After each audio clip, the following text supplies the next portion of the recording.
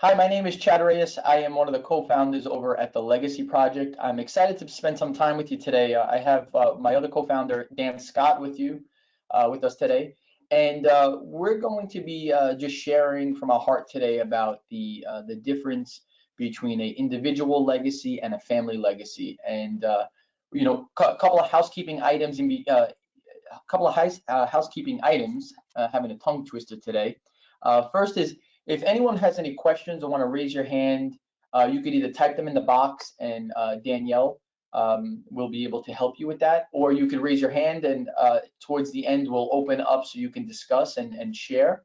Also, many of you have gone on our YouTube channel, so I just want to encourage you, all of the Legacy Project conversations have been recorded and are on our YouTube channel. So if you want to go onto our YouTube channel, you can do that, and you'll be able to see all the previous recordings. And then lastly, August 11th is our next Legacy Project conversation.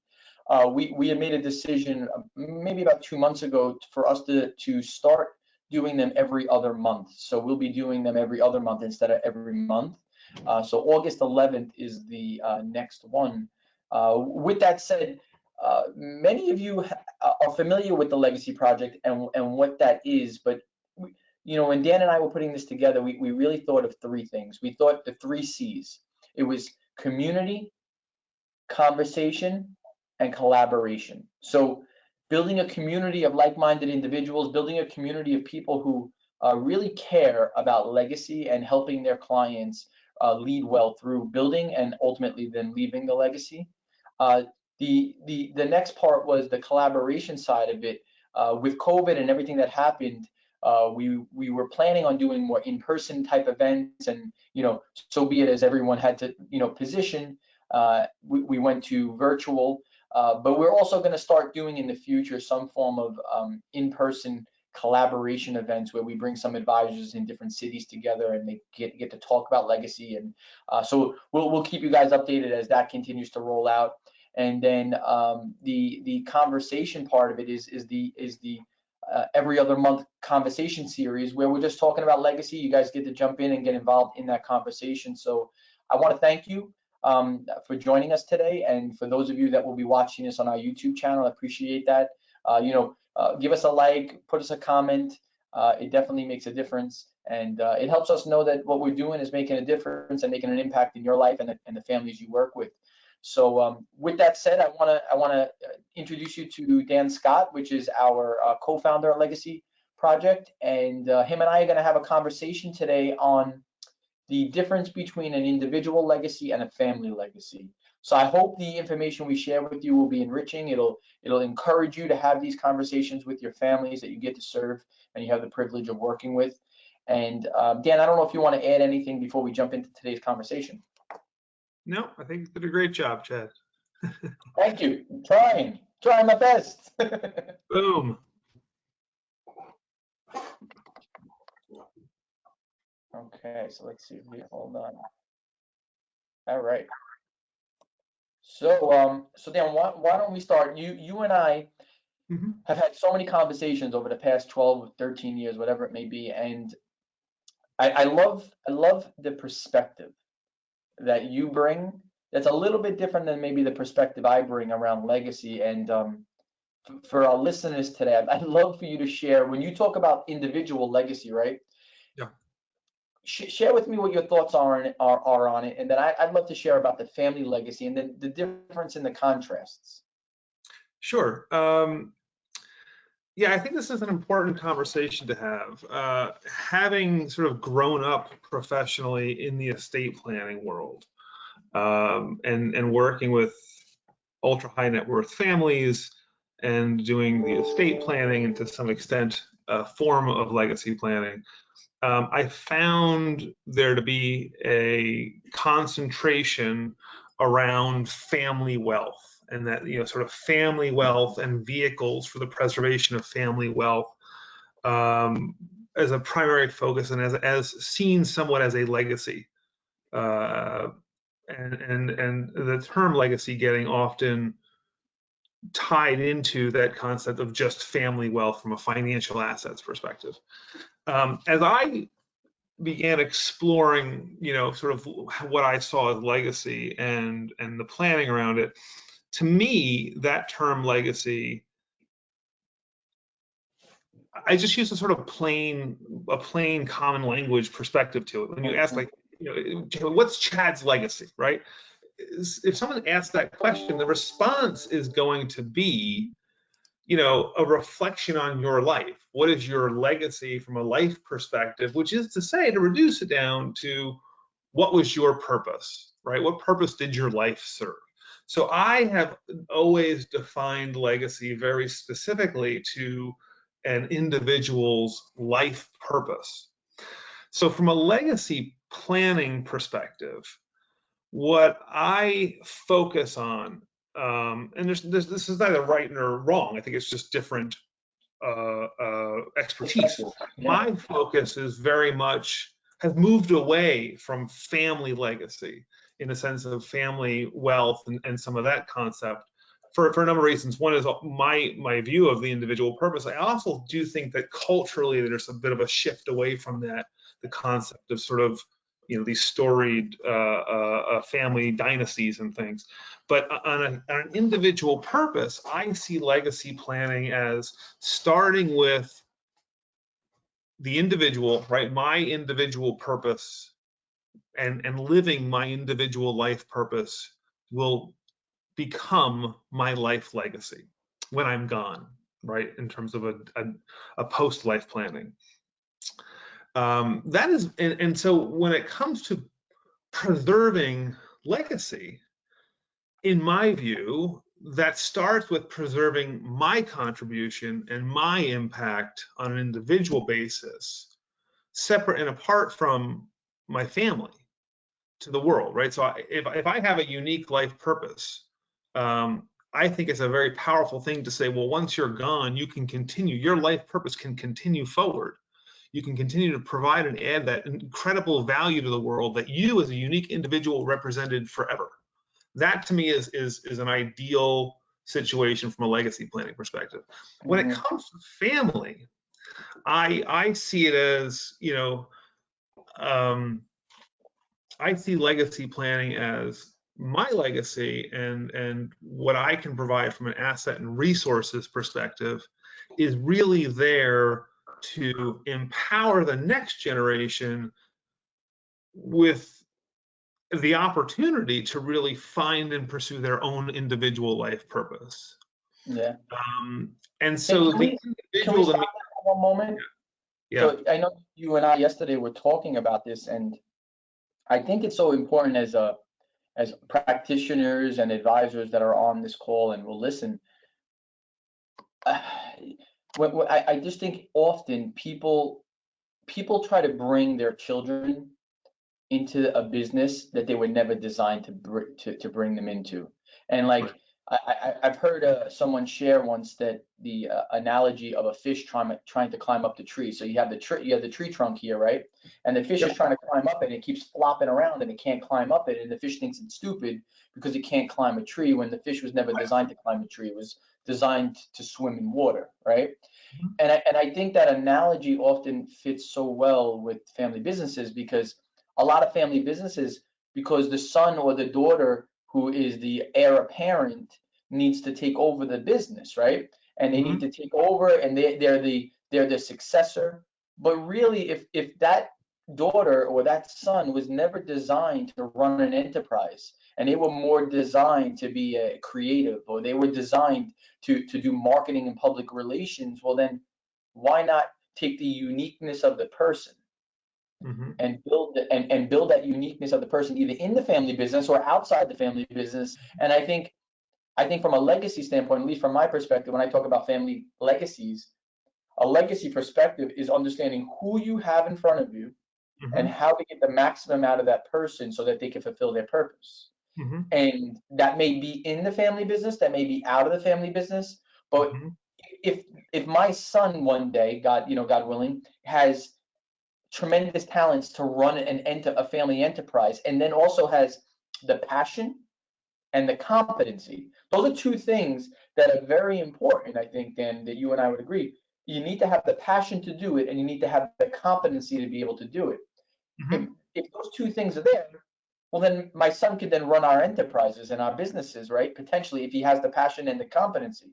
But if he only has one of them or he has neither of them, we need to look at an outside person coming into our business to run our enterprises, because you can't just have it, just because you're in the family doesn't mean that you should be running the business if you don't have the competency to do that. And I think family legacies sometimes mess that up, because they try to take the family member and bring them into the business to continue the legacy of the family business rather than getting the right person in the right seat.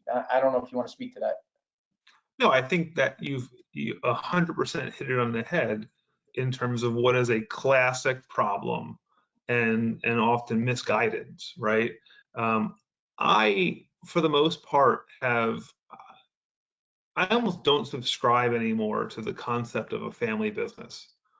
To me, a business, if I were to establish a business, I'm the founder of a business, that business is an embodiment of my purpose, my individual purpose. As that enterprise grows, right, it is fulfilling my individual purpose. Rarely is it the case that a family member is so aligned that coming into the business I built is the right thing for them. I think when you talk about uh, to me what a family business is, and you hit it on the head when you talk about passion and expertise. I just actually got off a talk about this very thing in terms of purpose, and I have an illustration, similar to the diagram on the bottom right, if people can see that, the three circles overlapping. Yeah. I've always explained those three circles as, your passion is the intersection in the middle. And what those three circles are is, in the one is the bottom left would be your individual and spiritual capital, meaning what makes you, your passions, your natural talents, what makes you tick as a human. Those are your individual capital assets. I believe Richard and yourself would call those human, but I collectively call those human assets. So that's your, what makes you an individual. On the right is your intellectual capital. It is the cultivation of yourself into expertise and knowledge and learned skills, right? All those things. And where those two meet, well, that is really the best. That is the best version of you. And so Yep. that really represents, in some sense, your life purpose. The top circle is the thing that we don't control. That is opportunity, right? So where you marry with the world's opportunities, that's fulfilling your purpose. And I think it's critical to understand that, because a purpose, your life purpose, you don't get to dictate it. A purpose is a need that has to be fulfilled. That is an outside need. And so being aware and alert of what opportunities match with your passions and your skills, that's critical. Where a family business comes in is that a family business is potentially an opportunity. But to your point, it has to be an opportunity that fulfills those bottom two circles perfectly.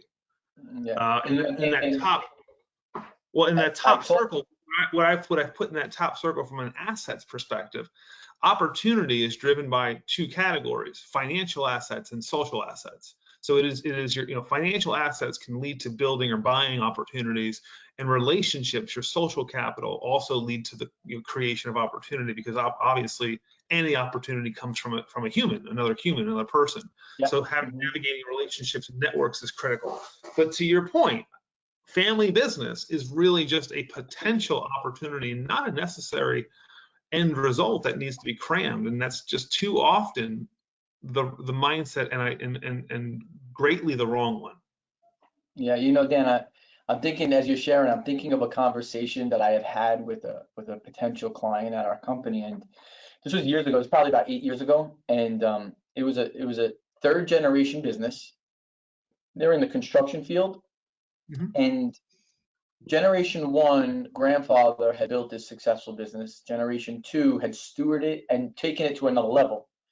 And Mhm. generation three had a different viewpoint of where this can go.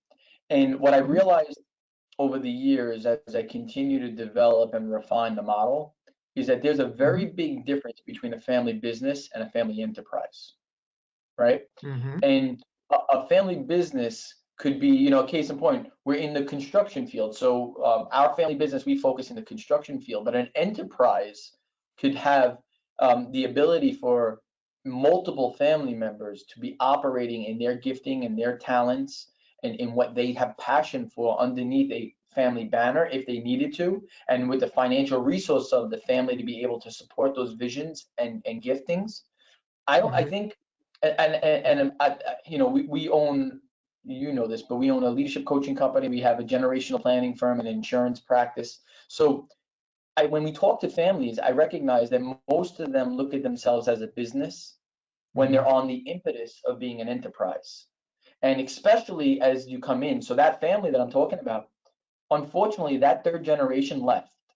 And you know why? Because they had such a passion to do something that the second generation couldn't see, and the first generation wasn't willing to get behind. So they took their talents, they took their passion and their competency, and they brought it somewhere else, right? And unfortunately, now that those talents are not being used for the family enterprise, and my belief is that if you're working well within a family, if you have a highly functional family that has had many years of success, then take a person like this third generation, they get to build off of the shoulders of the previous generations if it's done correctly. And it doesn't have to be just in the family business, it could be in a family enterprise. So my recommendation was, and this is some practical stuff for our listeners, my recommendation to the family was, listen, you don't need to put 100, $200 million behind this family, behind this venture that this person is bringing to you. Take 1 or 2 million, create a separate entity, have it part of the family enterprise, and be able to coach and mentor that person over the next few years, and let's see if we get some traction there. And they couldn't embrace it, and hence they left. And now that person's building their own identity and their own legacy outside of the family entity. And quite frankly, they don't have the financial resources, or at least from my understanding, that the family entity had, the family enterprise. But they couldn't work through that. And I feel like that happens so often. I just feel like that's a common thread. It's interesting. You made me just think about, you know, from a family enterprise perspective. I mean, at the end of the day, and it sounds so much easier than it probably is to actually create, but you know, the shared value that just really needs to be there to drive a successful family enterprise is the desire to, you know, help each other and propel each other towards towards your individual purpose. I mean, you know, again, it's a collection of you know, people within a family, you know, sharing resources and helping each other accomplish their life purpose. It's sad how that gets complicated by social and cultural views and all sorts of things, like, you know, oh, I don't want my, you know, my whatever, you know, son to go into this industry because I don't value that industry, right? I confuse my own values on the individual level with family values, and that's where you're starting to push, you know, or they don't see the opportunity, right? So you think about this from a legacy perspective. This family said, well, we're not willing to risk what generation 1 and generation 2 have built. And my perspective is we don't need to risk it. We don't need to put everything on the table. We just need to take a little piece. And part of the things that I know about legacy is the process of developing the next generation and how important that is, right? So a legacy, whether it's an individual legacy or it's a family legacy, all of that is based on developing the leaders that follow you, right? Because like if you take like a Michael Jackson as an example, right? Michael Jackson, his gifting was to be able to get on stage and literally be a phenomenal musician, entertainer. That was a gift that he had, right? But without a structure, and kind of you talk to this a lot, Dan, without a structure to support that, eventually that individual legacy can end. But I think when you take a structure and you put it behind an individual legacy, you really have a true legacy. Like you can see Michael Jackson having stuff coming out now, which is, I'm sure it's not done perfectly, but you can see things are still coming out with his name on it. Broadway shows coming out that Mhm. they're licensing his name, that his legacy continues. And Michael's just one of them. It could be 1,000 other different people. But I think true legacy planning, whether it's an individual or whether it's a family, needs to have a structure to support it. And you talk about that, and that's why I love having these conversations with you, because you get it. You understand that a structure needs to support the legacy Mhm. that you're looking to build. Yeah, it's a good segue into, at the end of the day, when we talk about legacy, it's sort of a very intangible, and legacy planning is really about reducing that intangible into a tangible form. And so, infusing those human and creative assets into a financial asset, essentially a business, right? I mean, you need Yeah. to either create some sort of a business or a charity that embodies your purpose, and create many of them. I mean, this is, one of the things, I talk about with Spotlight is we talk about brands, right? And Yeah. because I work with creatives, there's this tendency of talking about a personal brand. There's no such thing as a personal brand. I hate that word. No individual is a brand. An individual is a human, and you're capable of limitless things. What a human is capable of doing is creating brands. Brands being public-facing, representations of some aspect or value of the human. So, from a legacy planning perspective, what you want to spend your life doing is building businesses, companies, things that are public-facing that can carry out good work of your life purpose. And then how you structure the ownership of that. This is where succession planning comes in. And one of the big mistakes, I call it a mistake, and it's maybe a little harsh, differences of opinion, is that I don't think, rarely if ever, should the family ever get involved in those businesses from a control perspective, for a variety of reasons, right? One Wait, is, can we pause there 1 second though? yeah, So you're saying that, and just so we're clear on it, so everyone who's listening, what I think I'm hearing you say is this: the family shouldn't get involved if they don't have the competency and they don't have the passion for it. correct. Because then let's bring someone else in. But if there is someone in the family that has the competency and the passion, well, then let's move forward with them. I just Right. Well, so want to when be I clear talk on that. about control, though, in succession planning, the option to bring a family member is always always there, right? Yeah. But what we often do is we create a family trust or whatever sort of entity, and at some point, in some way, the family has control and influence over the asset. Even if Mm. it's far removed, there's usually some mechanism of control over the way, right? Which puts pressure on the people actually put in charge of managing those businesses that represent your legacy. Now, from a legacy planning perspective, you have to understand that when I create those businesses, I never intend to sell them. These are legacy assets in the sense that these are carrying out. So I'm distinguishing those from just, say, financial investments. My Can we financial pause there for a investment, I second? can buy and sell.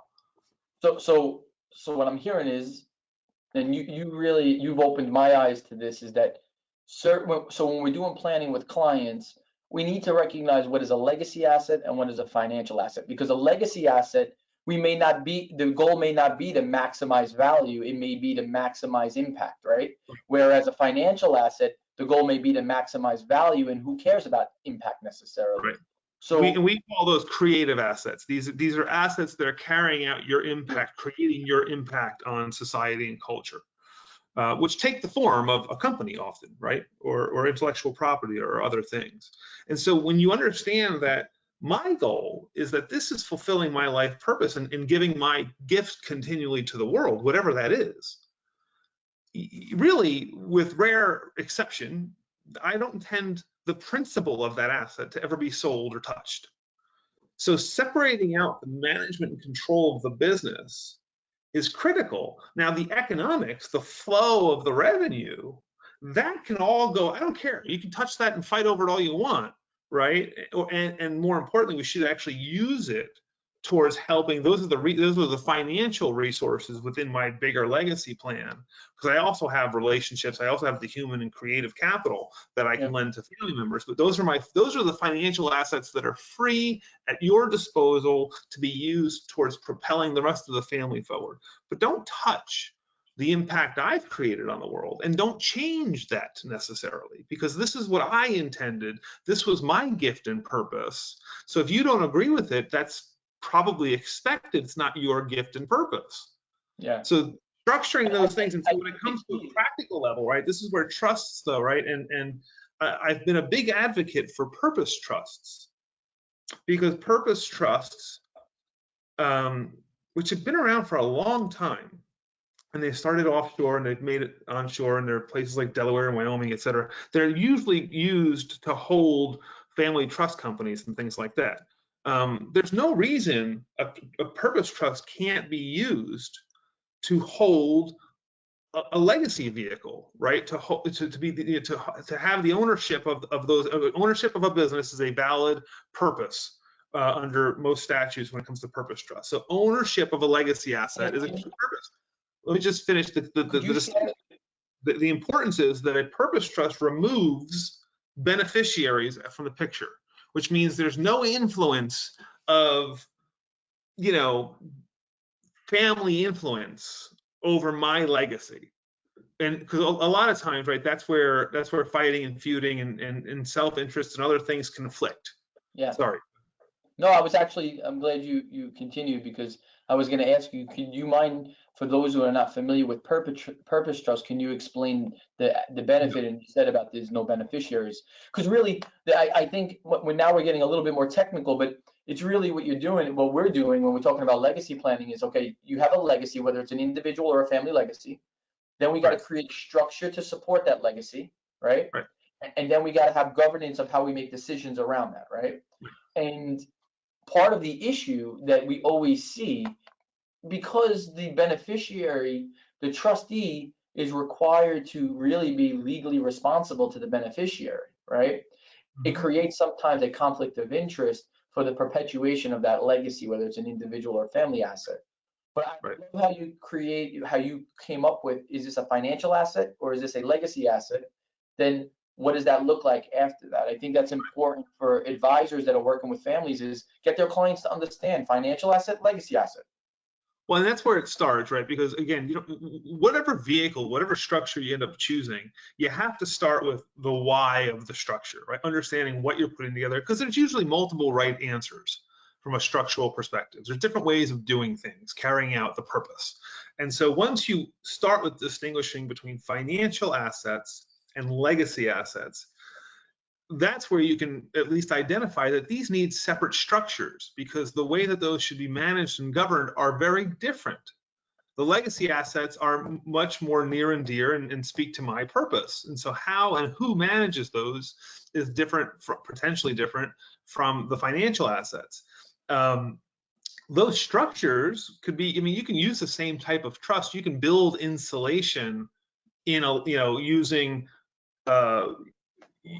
different types, different jurisdictions really restrict beneficiary rights and things like that. So you can get a friendly jurisdiction and still have beneficiaries and use a traditional trust. You just still need to separate out the legacy assets, because again, the mentality and the management of those is just very, very different from traditional assets, which are much more flexible in terms of how to use those and how to apply those. Yeah, and then as you're sharing this, I'm just thinking with the advisors that are here and that the advisors that will listen to it on a YouTube channel.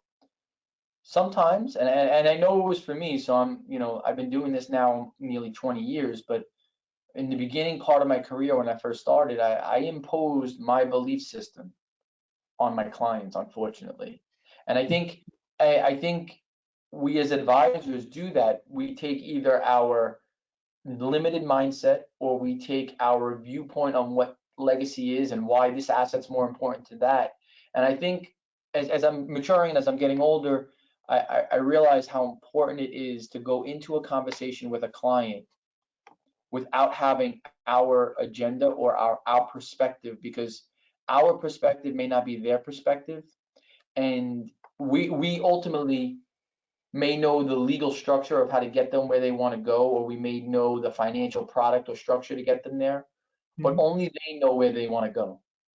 Only our clients know that this is what they want, and our job, at least I think for me and our company, my job when I'm working with these wealthy families My Mhm. job is to get what's in their mind and what's in Mhm. their heart out. And I think the best advisors are able to work with those families and get them to draw out of them what they really want to say. Because a lot of times, this is at least in my experience, especially, we do a lot of work with entrepreneurs, typically first generation entrepreneurs.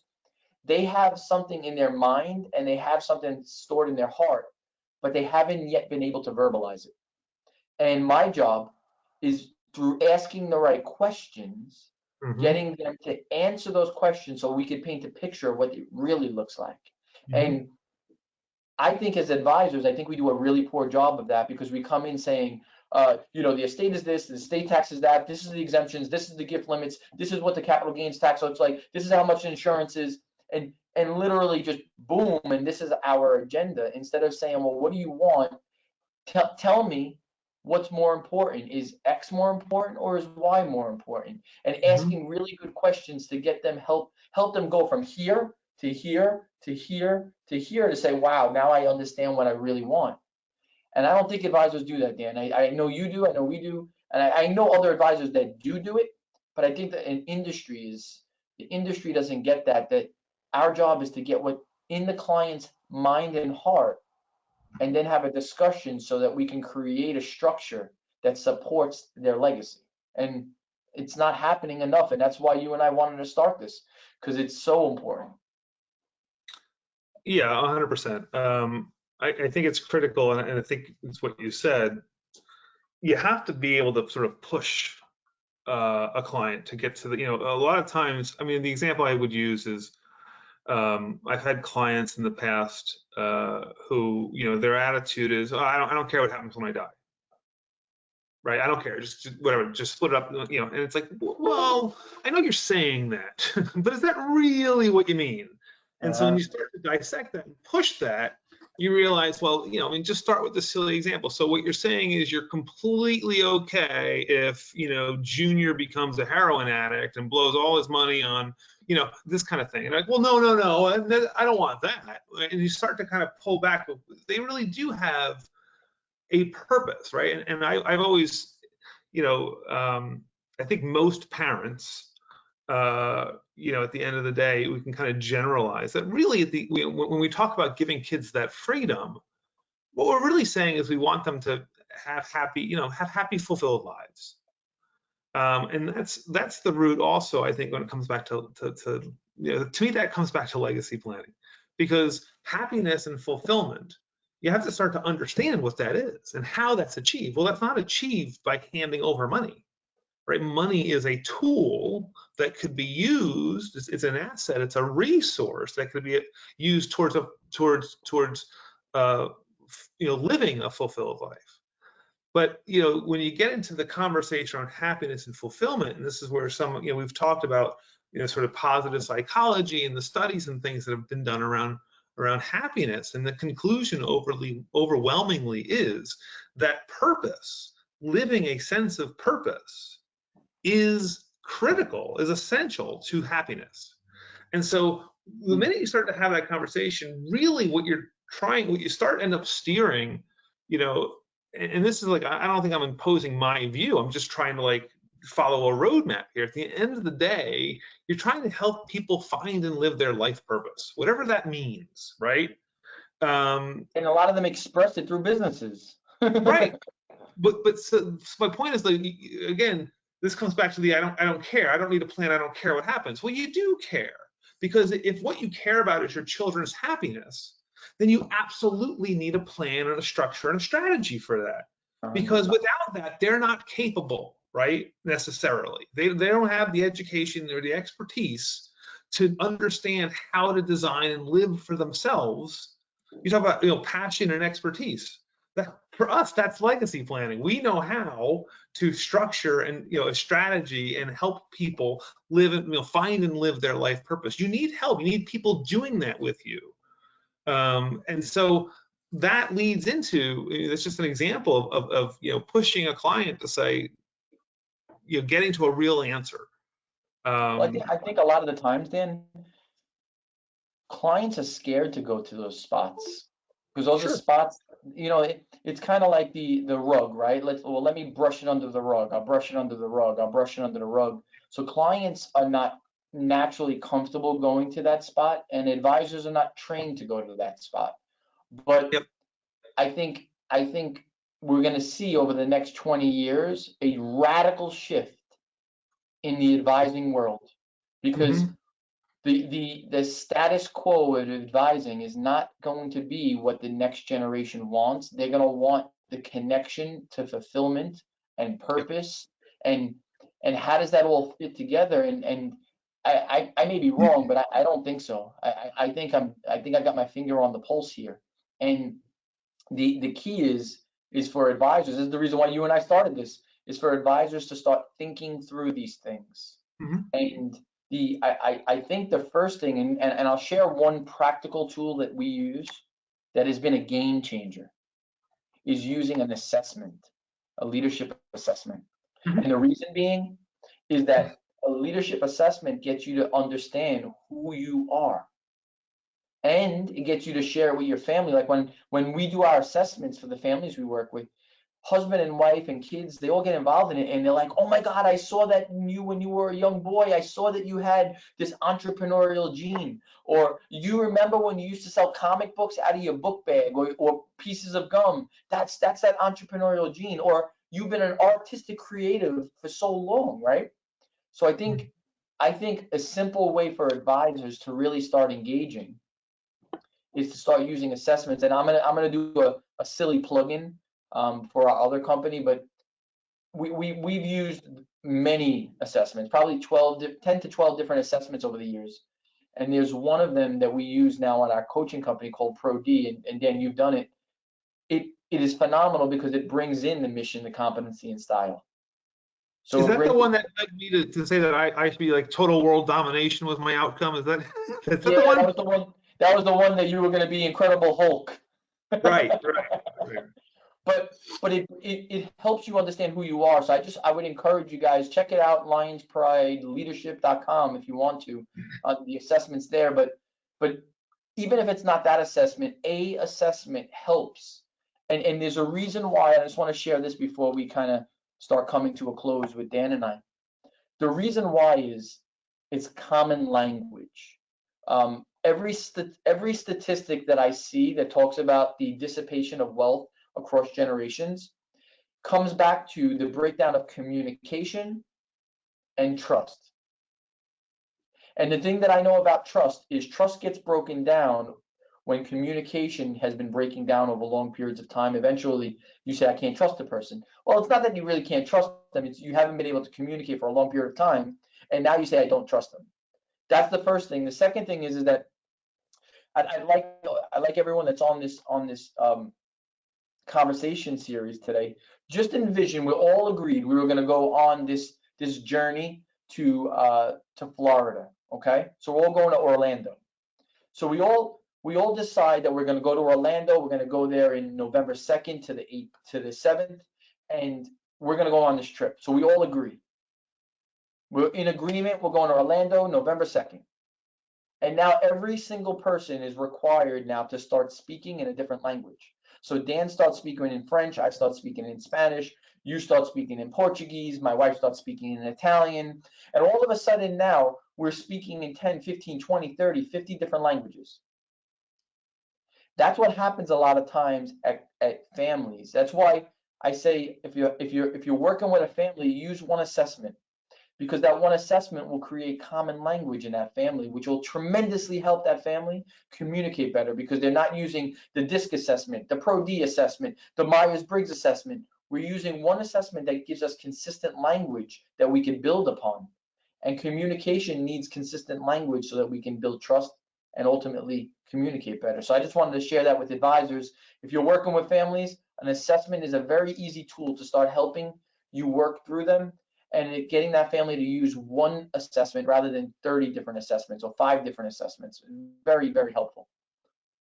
You started that by talking about how a lot of clients don't want to go down, answer some of these questions or face them, and I think maybe there's two challenges there, right? One is the client.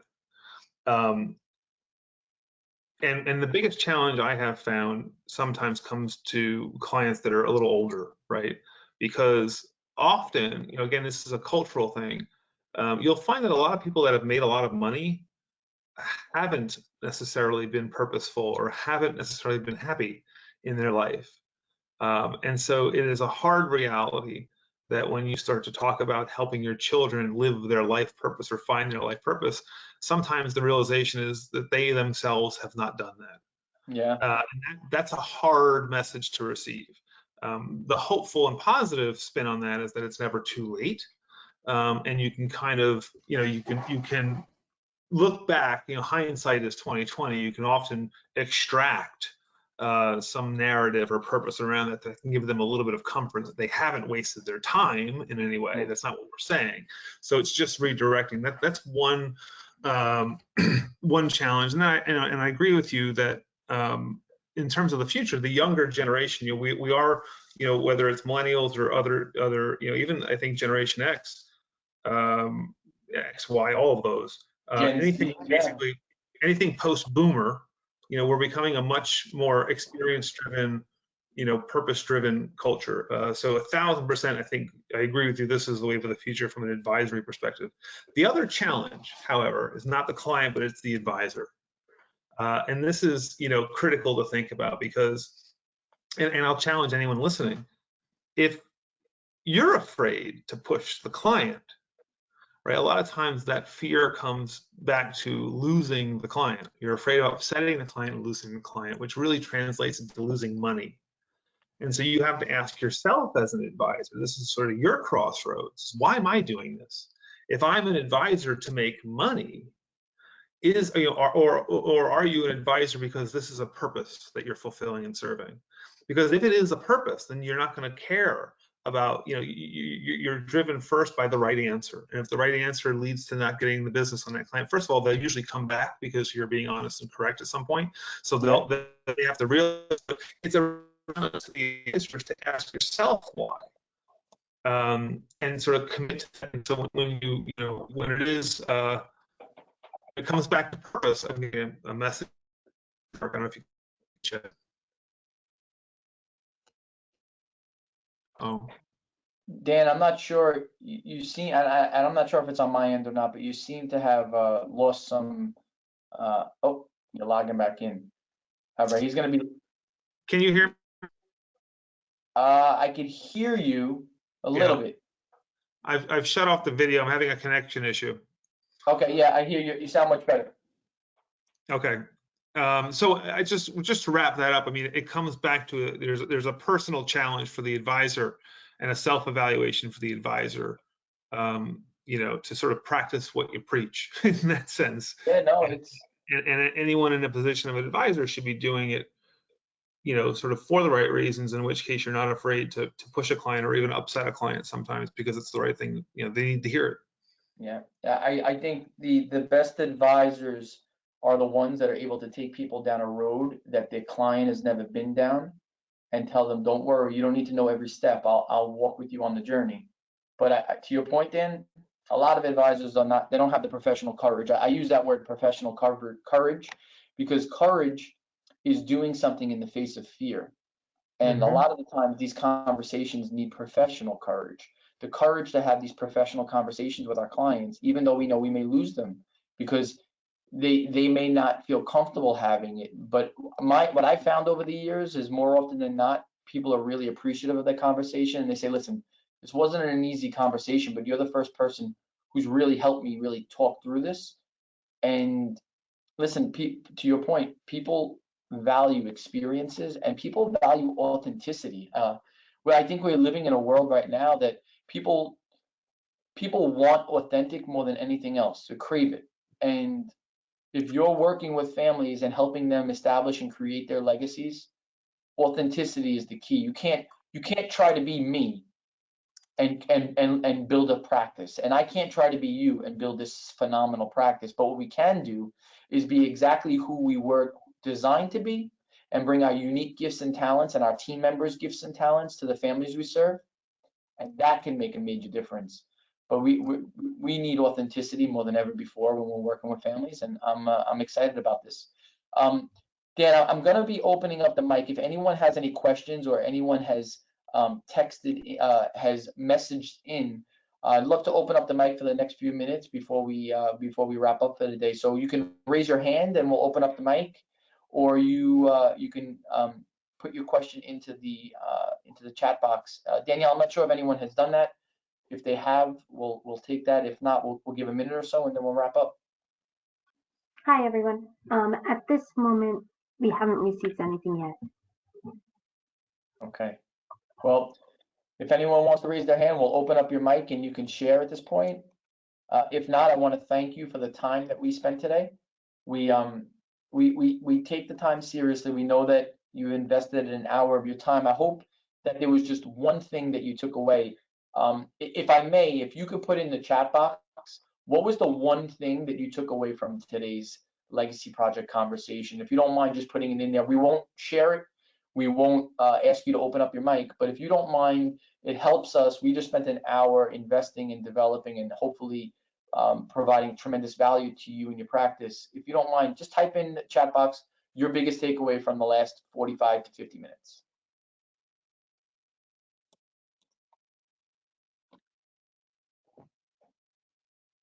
That's a way of really us getting a good gauge of how we're making a difference in your practice. And for those of you that are on here, you can go on our YouTube channel. You'll be able to see all the past recordings. There's probably, I don't know, 10 or 12 recordings up there. So you'll be able to see all of that.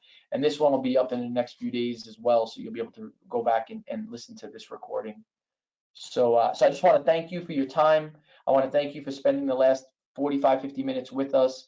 And you can put this in your calendar. August 11th is our next one. So August 11th is our next Legacy Conversation series. Thank you for spending time with us. Be well. God bless. And until next. Just really quick, do you want to give them what the YouTube is? Oh yeah, it's The Legacy Project. So you can go on The Legacy Project and then type in my name, Chad Reyes, or even I think Dan Scott would come up as well. But also on the slides, as the slides have been playing, there's one that shows you how to get to the YouTube channel. So I'll actually go to that right now for a moment. Right there. So that's the YouTube channel. It's what it looks like, and you can type that in, and it'll bring you to those videos. So thank you, Dan. Thank you so much. I appreciate all of your knowledge, your insight, your wisdom, and until next time, we'll see you guys on August 11th. Be well. Bye-bye. Pleasure. Bye.